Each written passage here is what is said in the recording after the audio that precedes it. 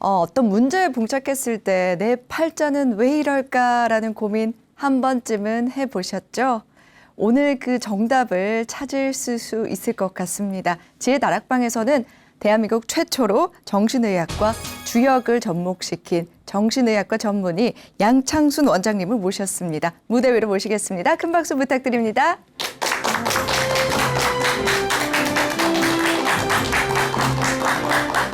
반갑습니다. 안녕하세요. 안녕하세요, 원장님. 안녕하세요. 반갑습니다. 네, 저희 시청자 여러분들을 위해서 자기소개 좀 부탁드리겠습니다. 예, 저는 정신건강의학과 전문의고요. 이름은 양창순입니다. 근데 아마 저 이름을 모르시는 분들은 좀 많으실 텐데 제가 쓴 책 제목 나는 까칠하게 살기로 했다. 이 책을 아시는 분들은 참 많으시더라고요. 그 책을 제가 썼습니다. 저도 그 책을 찾아본 적이 있는데 이렇게 또 만나 뵙게 돼서 정말 영광입니다. 앞서 간단히 소개를 해드리긴 했지만 정신의학과 선생님으로서 정신의학과 또 주역을 접목시킨다는 게 참으로 독특한 것 같습니다. 어떻게 이렇게 접목시킬 생각을 하신 거죠? 그 상담을 하다 보면은 이 점을 보고 오시는 분들이 참 많으세요. 근데 이제 어떤 분들은 정말 거기에 가서 이제 도움을 받고 오시는 분도 계신데 어떤 경우에는 이제 또 잘못된 정보를 갖고 오시는 분들이 많으시더라고요. 근데 제가 거기에 대해서 모르니까 어떻게 설명을 해드릴 수가 없어서 이제 고민을 하고 있었는데 저희 정신과 학회가 열렸습니다. 그랬더니 어느 외국의 정신과 의사가 하는 얘기가 한국인을 포함한 이 동양인들은 삶에서 어려운 문제가 생겼을 때 이 정신과 상담보다 점을 보러 가는 경우가 더 많은데 그렇다면 정신과 의사로서 그런 심리까지 연구를 해야 되는 게 아닌가. 그 일리 있는 얘기여서 제가 이제 그때부터 명리학을 공부를 했더니 그게 우리가 흔히 얘기하는 그 점 보는 학문이 아니라 이제 동양의 성격학이더라고요. 그래서 그런 명리학의 근원은 어디인가. 그래서 공부를 했더니 그게 이제 주역이고 주역은 이제 동양의 그 리더십학이고 이 지혜 다락방이지만 정말 동양의 그 지혜서라고 할 수가 있습니다. 그래서 제가 이제 정신의학으로 한 개인의 특성을 분석한 다음에 이제 명리학과 주역으로 한 개인의 특성을 분석을 해서 서로 이제 상관관계가 있다는 논문을 써서 통과된 다음에 제가 임상에서 쓰고 있습니다. 사실 이 주역과 명리학은 서양 학문과는 굉장히 동떨어진 느낌인데요. 공부하실 때 어렵지는 않으셨나요? 근데 이제 그 정신의학자 중에서 이제 프로이드와 양대 산맥을 이루는 이제 융이라는 정신과 의사가 있는데 프로이드는 우리가 태어나서 지금까지 경험한 모든 것들이 이제 우리의 무의식에 있다고 했는데 그걸 개인 무의식이라 그래요. 근데 융은 인류가 지구상에 생겨나서 경험한 모든 것들이 우리의 무의식에 있다는 집단 무의식인데 확실히 제가 한국인이다 보니까 오히려 저는 명리학하고 주역을 공부하면서 더 흥미로웠습니다. 그렇군요. 네, 이 최초이시기 때문에 또 이 두 가지를 접목한 원장님의 행보를 보면 좀 다소 의아하게 생각하시는 분들도 계실 것 같아요. 어떠신가요? 그래서 사실 제가 처음 공부를 했을 땐 저희 선생님한테 저도 말씀을 드렸어요. 저도 이제 그런 시선에 대해서 좀 신경을 썼는데 오히려 저희 선생님이 저를 격려해 주시더라고요. 본인이 생각하기에 한 사람쯤은 그것을 공부했으면 하고 바랬는데 너가 해서 좀 잘했다. 그래서 이제 또 어떤 쌤은 제 논문을 쓸 때 이제 그 심사위원으로도 와주시고 그래서 이제 격려해 주시는 분도 계시지만 또 이제 이 명리학에 대해서 잘못 생각하시는 분은 무슨 정신과 의사가 점을 보냐. 그래서 이제 가장 저기 댓글 달리잖아요. 거기에 보면 저기 의사 면허를 박탈해라 이런 얘기도 있었고. 근데 이제 제 책을 보시고 또 제가 이렇게 설명을 하니까 요즘에는 많이 이해를 하세요. 또 뿌듯하신 점도 많으실 것 같습니다. 실제 임상에서 이제 그 정신의학은 아무래도 이제 서양의 학문이다 보니까 한 개인에 대해서 굉장히 그 섬세하고 아주 깊은 정보를 얻을 수가 있는데 그 다음에는 우리가 그 예를 들어서 건물을 볼 때 그 건물의 설계 도면을 보면은 이 건물이 어떻게 지어졌는지 알 수 있지만 입체 도면을 봐야지만 이 건물이 전체 지어졌을 때 어떤 느낌일지 알잖아요. 명리학이 이제 그런 도움을 주거든요. 네. 그래서 정신의학하고 명리학을 접목을 해서 한 개인의 특성을 분석하니까 굉장히 그 포괄적이고 또 통합적인 그 이해를 할 수가 있겠더라고요. 그러니까 네. 이제 그 또 내담자들한테도 이제 많은 도움을 줄 수가 있고요. 네. 이렇게 이야기를 잠시 들었는데 오늘 강연이 참 많이 기대가 됩니다. 오늘은 어떤 주제로 이야기를 해주실 건가요? 사실 우리가 사는 게 참 내 마음 같지 않잖아요. 그때 내 마음 다스리기가 참 쉽지가 않은데 내 마음을 다스리기 위해서 꼭 알아야 할 인간의 심리 딱 하나만 말씀드리겠습니다. 네. 그러면 지금 바로 박수로 청해 듣도록 하겠습니다. 여러분 큰 박수 부탁드립니다.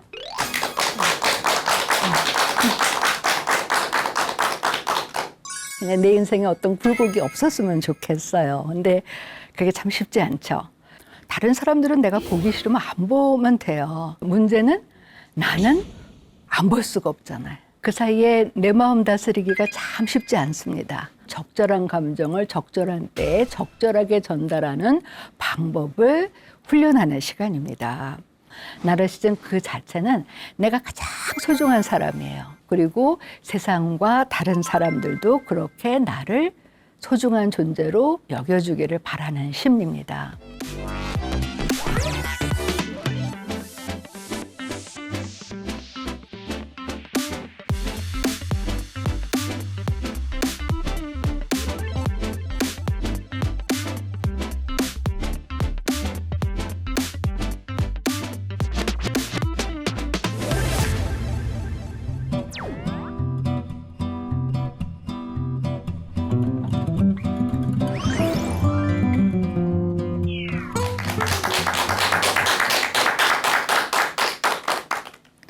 정말 사는 게 쉽지 않죠. 어렵습니다. 그럴 때 이 내 마음 다스리기가 참 어려운데 오늘 제가 말씀드릴 주제, 내 마음을 다스리기 위해서는 먼저 지금 내 마음 그릇에 무엇이 담겨 있는지 한번 같이 생각하는 시간이었으면 좋겠습니다. 이제 우리가 뭐 2023년에는 화성을 간다 그러죠. 그리고 우리 지금 인공지능 시대에 살고 있고 4차 혁명 시대에 살고 있습니다. 하지만 그럼에도 불구하고 아직 우리가 다스리지 못하는 게 있어요. 첫째는 자연이죠. 우리는 자연 앞에서는 겸손해질 수밖에 없습니다. 아무리 과학이 발달해서도 우리가 태풍, 가뭄, 천둥, 번개 다스릴 수 없잖아요. 인생의 흐름도 마찬가지죠. 우리 누구든지 어렸을 때부터 내 인생은 직선으로, 그것도 그냥 상승곡선으로만 가기를 바래요. 그냥 내 인생에 어떤 굴곡이 없었으면 좋겠어요. 근데 그게 참 쉽지 않죠.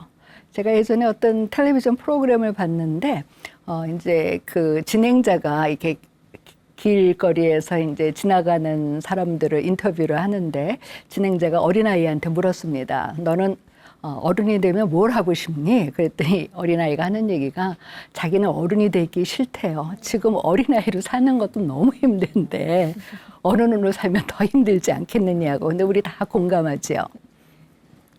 그러니까 그 힘든 그 인생이라는 게 정말 그 밀물과 썰물과 같은 건데 그 사이에 내 마음 다스리기가 참 쉽지 않습니다.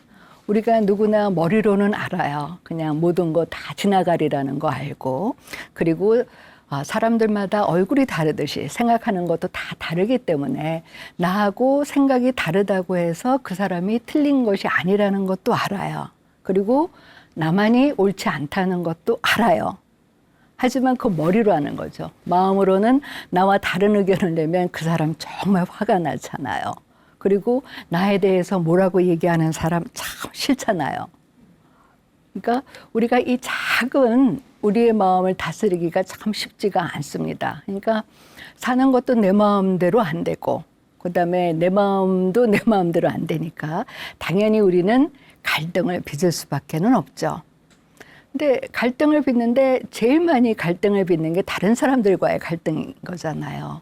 나는 한식을 좋아하는데 왜 너는 양식을 좋아하냐는 등, 나는 시간을 잘 지키는데 너는 왜 이렇게 늦게 오냐는 등. 사실 우리가 삶에서 가장 어려운 게 인간관계에서 생기는 갈등이잖아요. 두 번째는요, 있는 사람하고 갈등도 힘든데 있는 것 같은데 보이지 않는 누구는 하고도 또 갈등을 빚어요. 어떤 학생이 찾아왔는데 자기 부모님이 맨날 누구하고 비교한다는 거예요. 누구는 공부도 잘하고 부모님 저기 말씀도 잘 듣고 예의 바르고 그런데 너는 도대체 뭐냐. 그러니까 매일같이 부모님이 누구는 하고 갈등을 하니까 그 부모님이 자기하고 비교하는 그 누구를 찾아가서 자기가 한때 정말 패주고 싶다는 거예요. 그리고 당연히 사회와 참 갈등 생길 수밖에는 없는 거죠. 많은 사람들이 살고 있으니까 각자 생각하는 것이 다르고 지금 현실적인 상황도 마찬가지잖아요. 이 코비드-19 시대에 우리가 얼마나 지금 많은 갈등을 겪고 있습니까?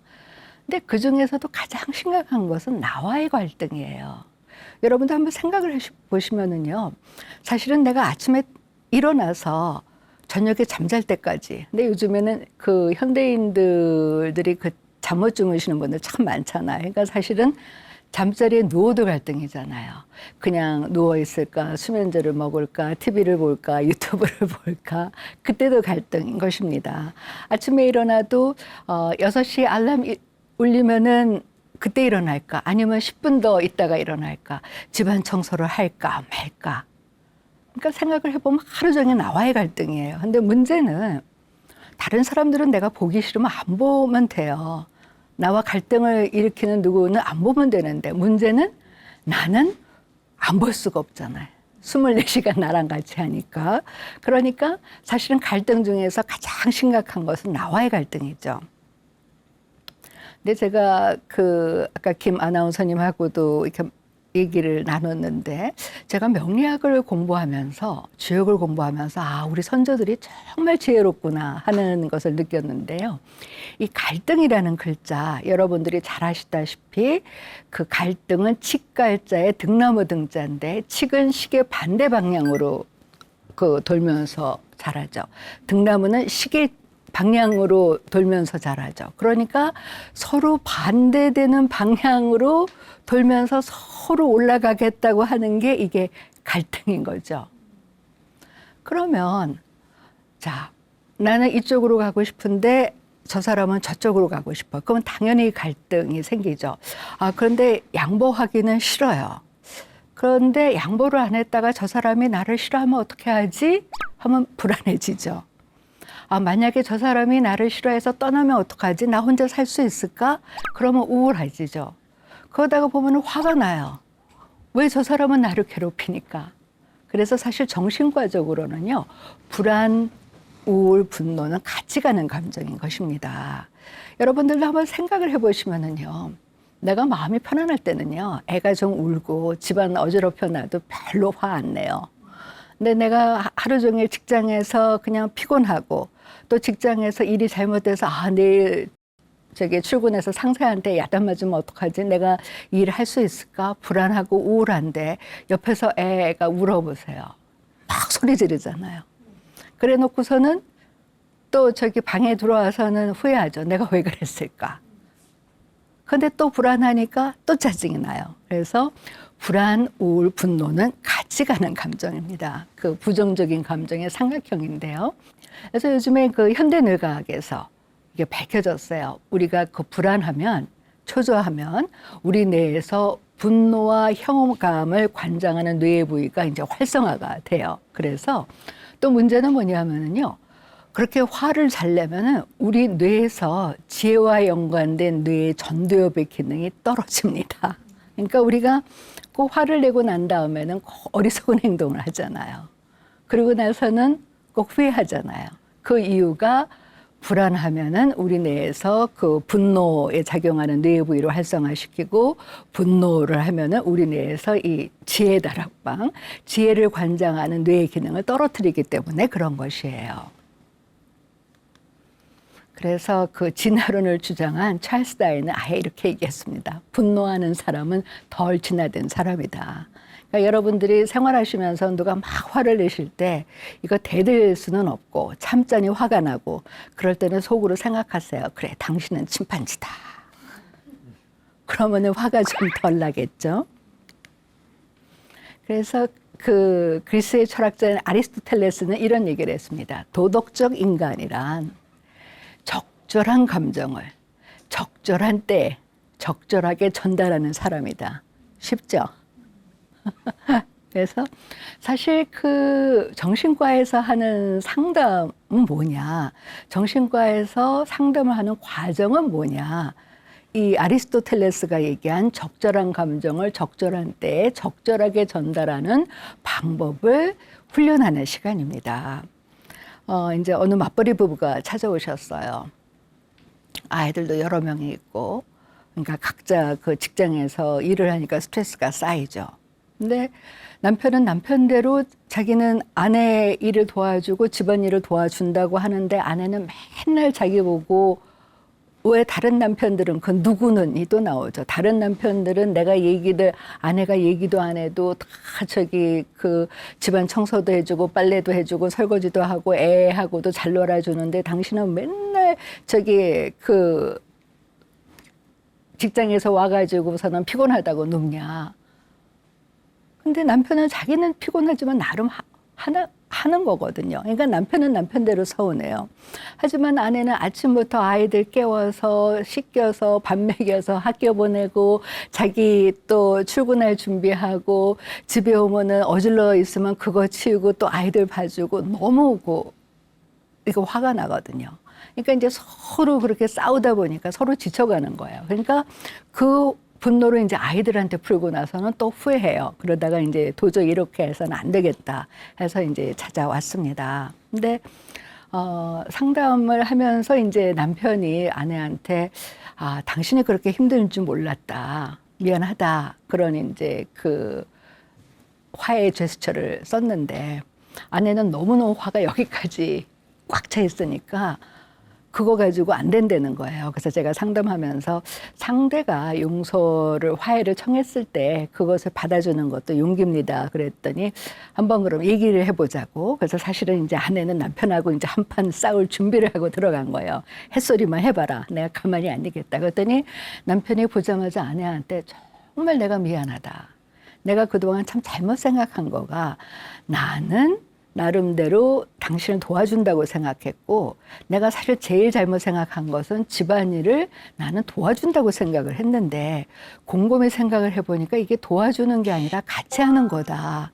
정말 미안하다. 그러니까 그냥 아내가 그 얘기에 그냥 펑펑 울었어요. 그러니까 그다음부터 서로 화해가 돼가지고 그때는 이제 서로 시키지 않아도 그냥 서로 도와주는 거예요. 그리고 당신 뭐 힘든 거 없어?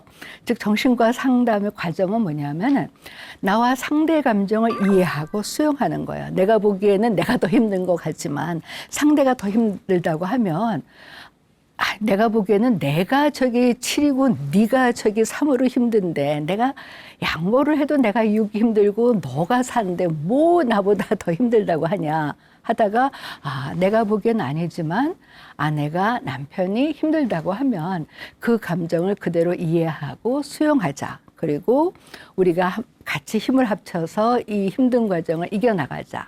그렇게 격려하면은 중요한 건 뭐예요? 인간관계에서 가장 중요한 것은 신뢰잖아요. 그러니까 서로 믿을 수 있어야 되잖아요. 그리고 우리가 이렇게 힘든 과정을 같이 해나가면은 우리한테 좋은 일이 있을까 어떤 희망이잖아요. 그런 신뢰와 희망을 나눌 수 있는 관계를 맺는 것을 배우는 이제 과정인 것입니다.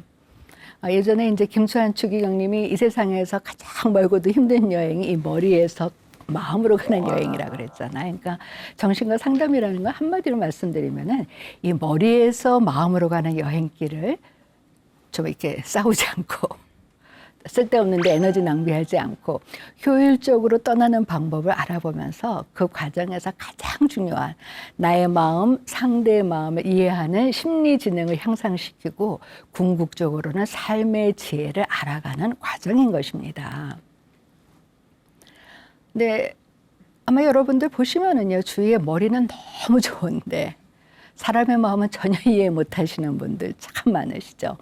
아이들이 제일 싫어하는 게 그 부모님의 교장선생님과 같은 훈계, 구구절절이 다 옳잖아요. 하지만 듣기 싫어요. 그러니까 IQ가 뛰어나다고 해서 심리지능이 좋은 건 아니에요. 또 EQ, 정서지능. 그러니까 감정은 풍부한데 너무 감정이 풍부하다 보니까 내 감정도 못 다스리고 그냥 상대방이 무슨 얘기하면 같이 울고 그러다 보니까 동정심이 있는 건 좋지만 자칫하면 또 속아 넘어갈 수가 있죠. 이 SQ, 사회적인 지능, 뭐 우리가 저기 많이 보고 있습니다. 사회적으로는 성공했지만 이 인간관계에 있어서 어떤 공감, 소통, 수용, 믿음 그런 것은 이제 갖지 않은 분들. 그래서 심리지능은 사실 IQ, EQ, SQ를 다 더한 것보다도 더 고차원의 지능이라는 것이죠. 근데 왜 이렇게 심리지능이 중요하냐 하면은요. 우리 뇌가 좌뇌와 우뇌로 이루어져 있는데 이 앞에 있는 뇌를 전두엽이라고 그럽니다. 그런데 좌뇌 전두엽은요. 지식을 담당하는 부위예요. 우리가 열심히 공부하면 IQ 하면 이 좌뇌 전두엽이 활성화가 되는데 이 지혜와 연관된 부위는 우뇌 전두엽이에요. 근데 이 우뇌 전두엽은요. 쉬운 문제를 풀 때는 활성화가 안 돼요. 어려운 문제. 우리가 살면서 어려운 문제가 뭐예요? 인간관계. 특히 가장 어려운 것이 가족관계잖아요. 이 일과 연관된 스트레스. 그리고 요즘에 이 코비드-19 때문에 경제적으로 어려우신 분들 참 많잖아요. 그런 문제들을 풀 때 이게 활성화가 된다는 것이죠. 그래서 우리가 주위에서 보면은 정말 정규 교육을 안 받았는데도 정말 지혜로운 분들 계시잖아요. 우리가 그 삶에서 산전수전을 겪으신 분들 중에서 정말 존경스러운 분들이 계시잖아요. 바로 우뇌 전두엽이 활성화가 돼서 그런 것입니다. 그래서 이제부터는 제가 그러면 우리가 우리의 심리지능을 향상시켜서 우리 지혜뇌, 우뇌 전두엽을 활성화시키기 위해서 꼭 알아야 하는 인간의 심리 하나만 말씀드릴게요. 정말 이 심리는 제가 정신과 의사로서 수많은 사람들을 만나면서 정말 중요하다고 느끼고 있고 또 저도 사회생활을 하면서 개인 생활을 하면서 정말 인간의 몸으로 비유하면 이 심장과 같은 심리구나 하는 것을 알 수가 있는데요. 우리가 그 사람을 이해할 때, 인간을 이해할 때 가장 중요한 것이요. 인간은 생각하는 존재가 아닙니다. 인간은 감정의 존재예요. 그래서 제가 정신과 의사로서 처음 트레이닝을 받을 때는 이제 정신의학을 행동과학이라 그랬어요. 그 사람의 행동을 보고 이 사람이 건강한가 아닌가. 근데 인간에 대해서 연구하면 연구할수록 감정이 중요하구나. 그래서 요즘에 정신의학을 일명 감정의학이라 그러는데 여러분들 한번 생각을 해보세요. 내가 기분이 좋으면은요, 여기에서 그냥 향긋한 냄새가 나는 것 같아요. 근데 기분이 나쁘면은요, 일단 내 몸에서부터 나쁜 냄새가 나는 것 같아요. 그래서 어떤 우울증 환자분들은요, 실제로는 냄새가 안 나는데 자기 몸에서 썩는 냄새가 난다는 그 증상 때문에 사람들하고 만나는 것을 피하시는 분들이 계세요. 즉, 우리의 감각은 감정의 영향을 받는다는 거죠. 생각도 마찬가지예요. 우리가 기분이 좋으면은요, 난 뭐든지 할 수 있죠. 아이디어가 막 떠오르죠. 그런데 우울해 보세요. 아무 생각도 안 나고 이 세상에서 내가 제일 못난 것 같잖아요. 행동도 마찬가지예요. 기분이 좋으면은 그냥 집안 청소도 하고 밀린 빨래도 하고 친구도 만나고 그러지만 우울하면 아무것도 안 하고 싶잖아요. 하루 종일 그냥 침대에 누워 있게 되잖아요. 기억도 마찬가지예요. 그래서 정신과 의사들은 사실 기억을 잘 안 믿는 게요. 우리가 기분이 좋으면은요, 우리가 살아오면서 그 기분 좋았던 기억들만 생각이 납니다. 근데 화가 나 보세요. 남이 나한테 나쁘게 했던 것만 기억나잖아요. 그러니까 저도 저희 아이들하고 이 얘기를 하다가 제가 깜짝 놀란 게, 저는 그래도 제 나름대로는 제가 좋은 엄마인 줄 알았더니 저희 아이들하고 얘기를 해보니까 저는 저희 아이들한테 잘해준 것만 기억하는데 아이들은 제가 자기한테 잘못한 것만 기억을 하더라고요. 그러니까 기억도 감정의 지배를 받는다는 거죠. 요즘 이 사회적으로 이 사이코패스가 이게 참 문제인데 우리 뇌에 공감신경세포라는 것이 있다는 게 밝혀졌어요. 그거는 이제 일명 거울신경세포라 그러는데 상대의 행동을 보고 어머 지금 저 친구가 아버님이 아프셔서 많이 슬프겠구나. 내가 가서 위로해 줘야지. 저 친구가 요즘에 직장에서 힘든 일이 있으니까 내가 가서 격려해 줘야 되겠구나. 이렇게 상대의 행동을 보고 얼굴을 보고 그 사람의 감정을 느껴서 행동하게 하는 이제 그 거울신경세포, 일명 공감신경세포라고 하는데 뇌 연구를 해봤더니 우리가 흔히 얘기하는 이 사이코패스들은요, 이 공감신경세포가 이 정상인들보다 적거나 아예 없는 경우가 많은 거예요. 그러니까 사이코패스들의 특징은 절대로 상대의 감정에 공감할 수가 없는 거죠. 그래서 찰스 다인의 얘기가 또 나옵니다. 찰스 다윈은 감정이 적자 생존의 열쇠가 될 거라고 했습니다. 그러면 우리가 다 알아요. 감정이 중요한 거, 감정을 움직여라. 그런데 문제는 감정은 이 기와 같아요. 보이지가 않아요. 그럼 어떻게 상대의 감정을 움직이지? 상대의 감정을 움직일 수 있는 그 지름길이 되는 핵심 심리, 그게 바로 나르시시즘입니다. 나르시시즘은요, 우리가 흔히 생각하는 것처럼 공주병, 왕자병이 아니고요. 그것은 나르시즘이 병든 상태이지 나르시즘 자체가 아니에요. 나르시즘 그 자체는 내가 가장 소중한 사람이에요. 그리고 세상과 다른 사람들도 그렇게 나를 소중한 존재로 여겨주기를 바라는 심리입니다. 여러분들 한번 생각을 해보세요. 지금까지 살아오시면서 언제 가장 행복했는가? 내가 원하는 것이 채워질 때 행복하잖아요. 언제 불안하고 슬퍼요? 내가 원하는 것이 채워지지 않으면 불안하고 슬프죠. 그러면 인간은 도대체 무엇이 채워지기를 원하는가? 이 인간의 욕구에 대해서 이제 가장 정리를 잘한 분이 이제 메슬로우라는 심리학자인데, 이분은 인간의 욕구에도 단계가 있다 그랬어요. 그래서 가장 하위 욕구가 만족이 될 때 상위 욕구에 대한 갈망이 생겨나고, 반대로 상위 욕구가 채워지면 하위 욕구가 안 채워져도 행복하다는 것이 이분의 이론인데, 우리는 인간이기 전에 이 동물이잖아요. 그러니까 가장 하위 욕구는 뭐냐면 우리는 누구든지 배부르고 등 따스워야 돼요. 의식주의 욕구. 그다음 의식주의 욕구가 채워진다면 뭐예요? 안전해야 되잖아요. 지금 아프가니스탄 것처럼 두 번째가 안전의 욕구입니다. 이게 채워지면 그 다음에는 내가 지금까지 이렇게 열심히 살아온 나를 좀 인정해주고 사랑해줬으면 좋겠다. 사랑과 인정의 욕구죠. 사랑과 인정의 욕구가 채워지면 나의 잠재 능력을 발휘해서 정말 내가 할 수 있는 최선의 노력을 하고 싶다. 자기 실현화의 욕구고, 맨 마지막이 영성의 욕구입니다. 이것은 신앙을 가지신 분들은 뭐 부처님과 나, 그다음에 하느님과 나 사이를 생각해 볼 수도 있고, 아닌 분들은 나만 잘 사는 것이 아니라 남도 더불어서 잘 살자는 건데요. 그렇잖아요. 여러분들이 아시는 것처럼 이 영성의 욕구가 만족이 되신 법정 스님, 성철 스님, 김수환 추기경님은 남이 나를 알아주지 않아도 행복하고, 언제 어디에서 뭘 드시든지 간에 행복한데, 그냥 저를 포함한 보통 사람들은 이 영성의 욕구 밑에 네 가지 욕구 어딘가에서 이제 그 갈망하고 있는데, 여러분들은 머리가 좋으시니까 아실 겁니다. 딱 중간에 있는 사랑과 인정의 욕구. 그게 바로 나르시즘과 연관된 것이구나. 내가 가장 소중한 사람으로서 나를 사랑해주고 인정해주기를 바라는 나르시즘에 연관된 욕구가 사랑의 인정의 욕구고, 이게 딱 가운데 있으니까 이 사랑과 인정의 욕구가 채워지면 하위 욕구가 채워지지 않아도 행복하고, 우리를 인간답게 만드는 보다 더 상위 욕구에 대한 갈망을 생겨나겠죠. 아주 중요한 욕구입니다. 여러분들 한번 생각을 해보세요. 지금까지 살아오시면서 언제 가장 행복했는가?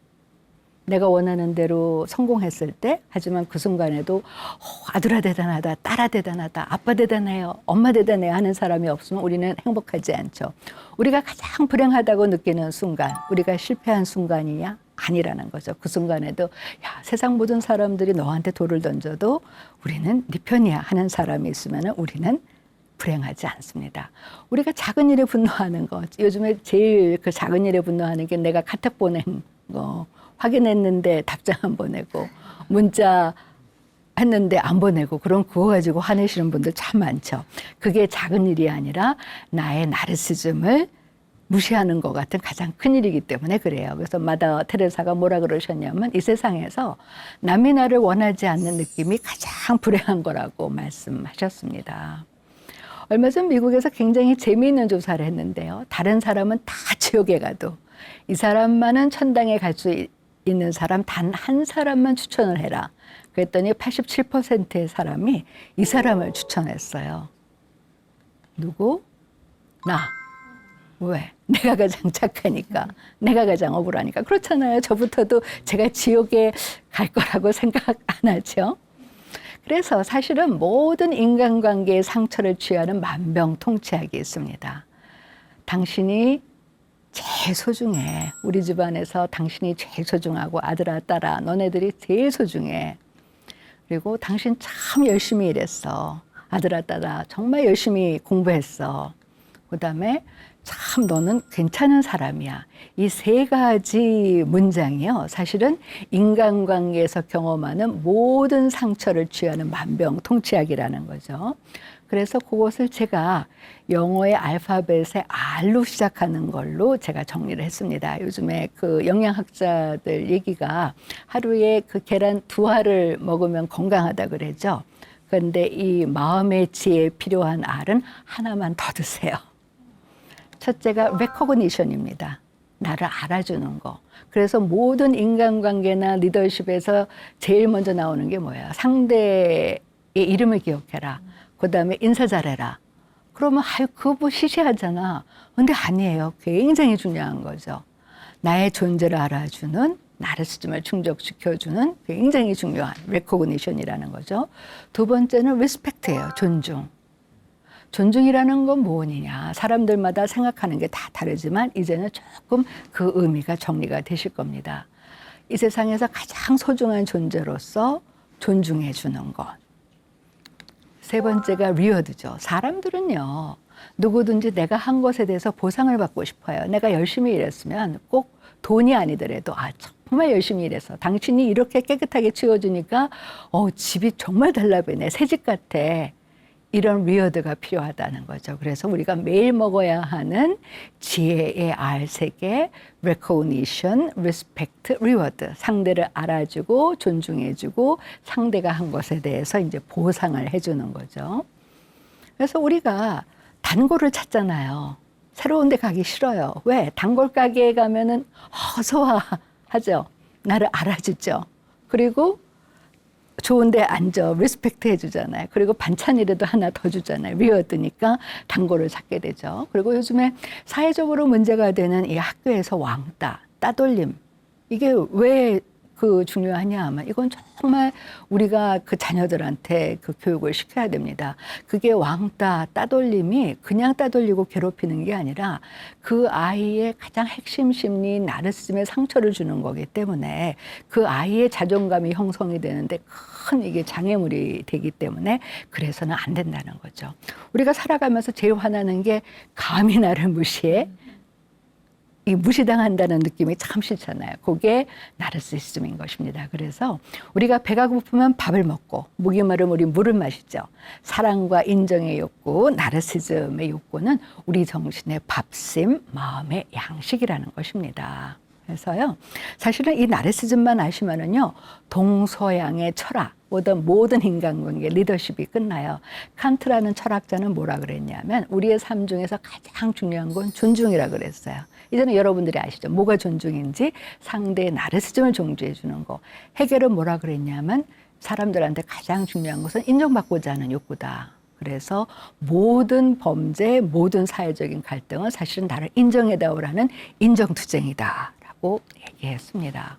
그리고 법정 스님은 뭐라 그러셨냐면요. 최고의 종교는 무엇이냐? 바로 친절과 칭찬이라는 것이죠. 근데 이 법정 스님 말씀이 참 중요한 거가요. 미국의 그 벤자민 프랭클린이 이런 얘기를 했어요.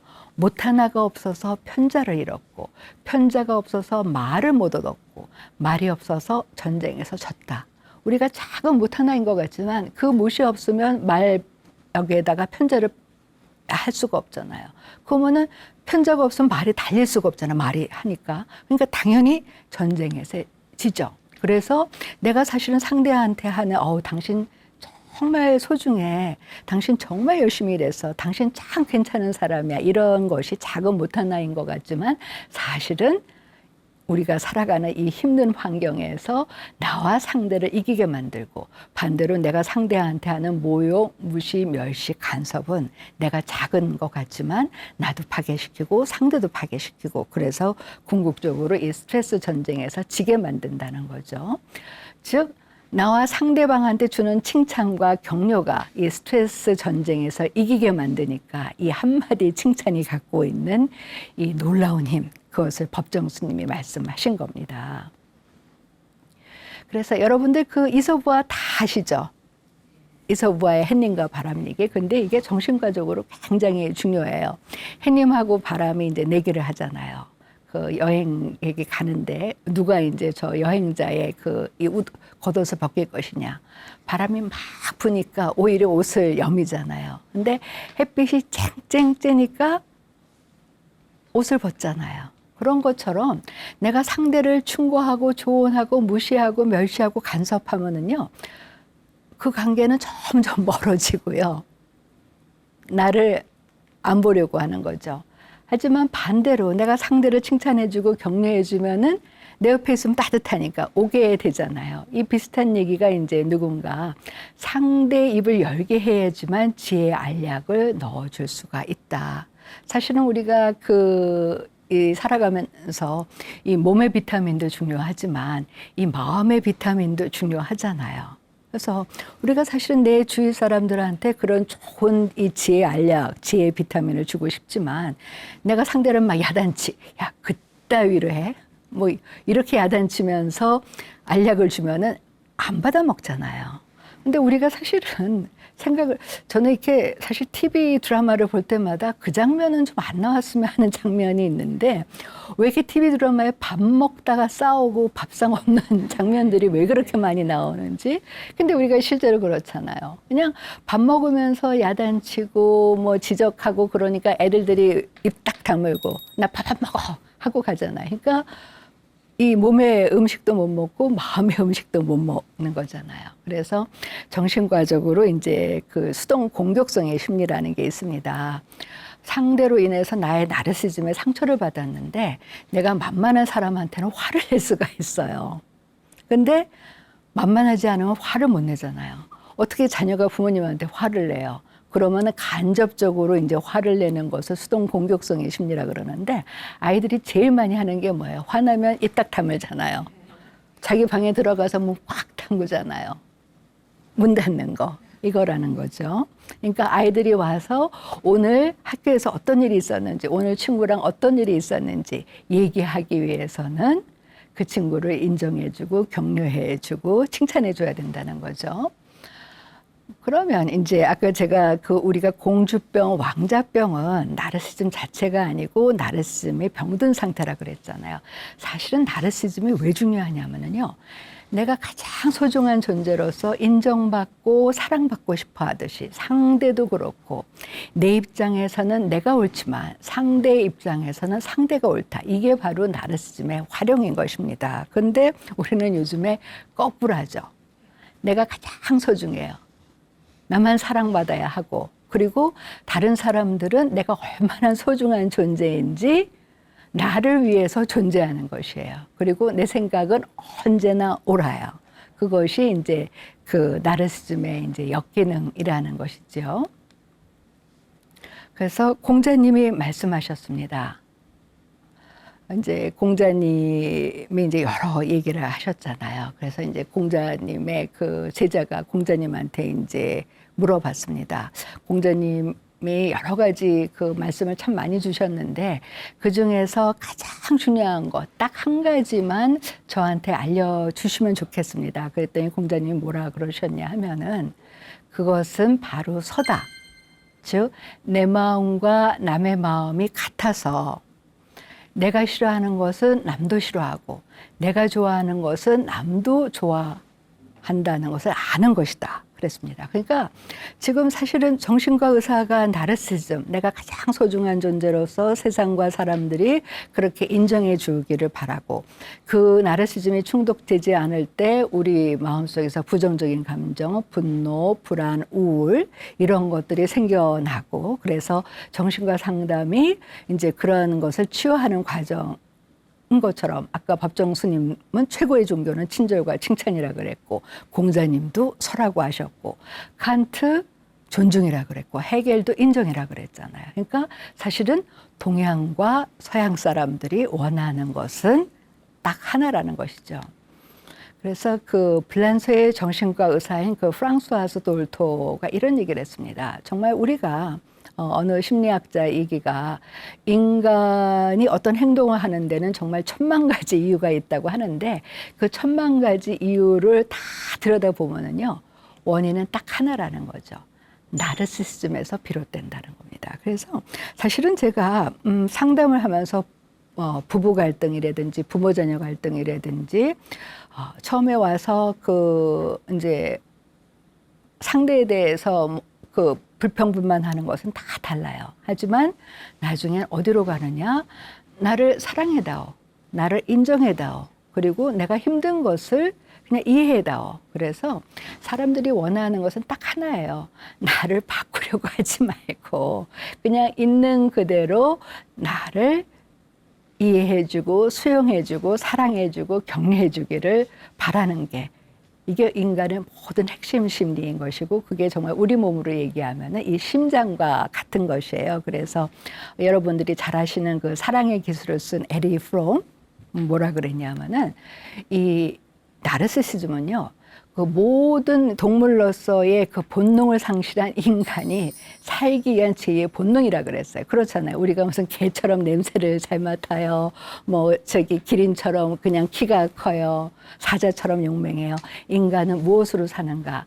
내가 가장 소중한 존재로서 세상과 사람들이 나를 그렇게 여겨주기를 바라는 심리. 그리고 중요한 건 뭐냐면 아까 공자님 말씀하신 것처럼 나만 그런 것이 아니라 상대도 그렇다는 것을 이해하는 거. 그러니까 상대가 힘들다 그럴 때, 야, 뭘 그런 걸 가지고 힘들어해. 그런 게 아니라, 정말 힘들겠구나. 그런 데서 공감이 되고, 소통이 되고, 그러면 이제 경청이 되는 거잖아요. 네. 오늘 제 강의 마치겠습니다. 감사합니다.